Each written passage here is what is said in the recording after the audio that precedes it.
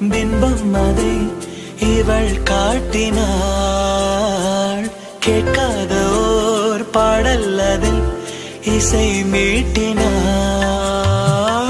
அடடா தெய்வம் இங்கே வரமானதே,